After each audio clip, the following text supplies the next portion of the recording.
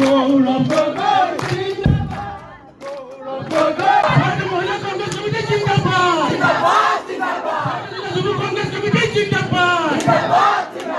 আনন্দিত হৈছোঁ যে যোৱাকালি ভাৰতীয় জাতীয় কংগ্ৰেছে AICCয়ে গৌৰৱ গগৈক দলৰ অসম প্ৰদেশ কংগ্ৰেছ কমিটিৰ সন্মানীয় সভাপতি হিচাপে নিয়োগ কৰাত অসমৰ নহয় বিভিন্ন ৰাজ্যৰো আমি বাৰ্তা শুনিবলৈ পাইছোঁ যে অসমৰ বিভিন্নজনে উঠি অহা নতুন প্ৰজন্মই বিশেষকৈ যেনেধৰণে ভাল পাইছে বা এটা ভাল কাম কংগ্ৰেছে সিদ্ধান্ত লৈছে বুলি যি সকলোৱে মত প্ৰকাশ কৰিছে ই আমাৰ কাৰণে বৰ আনন্দৰ বিষয় হৈছে।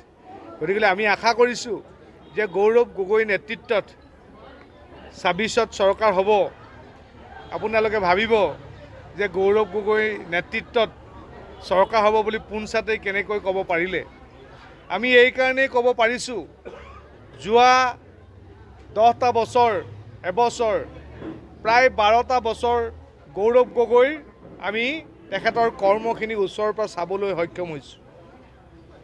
অসমত এজনেই হয়তো নেতা আছে যিজনে ৰাজনীতিৰ যি পাক চক্ৰ ৰাজনীতিক মাৰ্কেটিঙলৈ পৰ্যবেক্ষিত কৰা এই ৰাজনীতিৰ দালালখিনিৰ পৰা তেওঁ সদায় আঁতৰত। মূল্যবোধৰ ৰাজনীতি কৰা যদি ৰাজনৈতিক নেতা আছে এজনেই, সেইজনে হৈছে গৌৰৱ গগৈ ডাঙৰীয়া। আপুনি এনেকুৱা এজন সৎ আৰু নিকা মানুহ ৰাজনৈতিক নেতা আপুনি উলিয়াই দিব নোৱাৰে।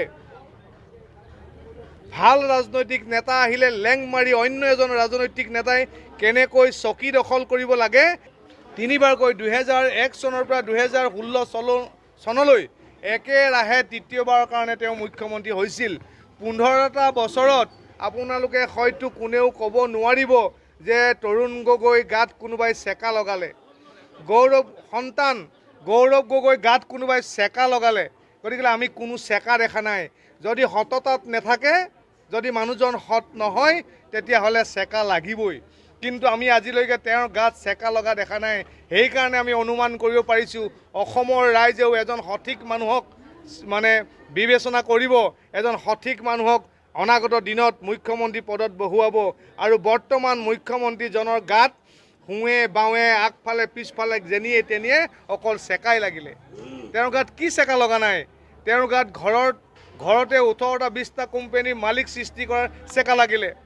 তেওঁৰ ঘৰৰ মানুহে মাটি কেনেকৈ গ্ৰাস কৰিব লাগে তাৰ চেকা লাগিলে। কেনেকৈ ৰিচৰ্ট খুলিব লাগে, ডাঙৰ ডাঙৰ কমাৰ্চিয়েল স্কুল খুলিব লাগে, এইবিলাকৰ চেকা লাগিলে। বাগিচাৰ চেকা লাগিলে, গৰুৰ চিণ্ডিকেটৰ চেকা লাগিলে। আৰু অসমত সৃষ্টি হোৱা প্ৰতিটো চিণ্ডিকেটৰ চেকা গাত লাগি আছে চোলাত, গেঞ্জিত, টুপিত, নতুনকৈ লগোৱা চুলিত ক'ত লগা নাই? গোটেই চেকাই চেকা।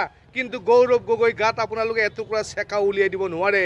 সেইকাৰণে আমি জানো এই চেকা লগা মানুহসকলক মানুহে এহেকা দিব আৰু অহা ২৬ চনত গৌৰৱ গগৈ ডাঙৰীয়াক আমি সকলোৱে এজন সৎ আৰু নিকা এজন বলিষ্ঠ মুখ্যমন্ত্ৰী পাবৰ কাৰণে আমি সক্ষম হ'ম বুলি চৰাইদেউ জিলা কংগ্ৰেছ কমিটিৰ তৰফৰ পৰা আমি আশা কৰিছোঁ।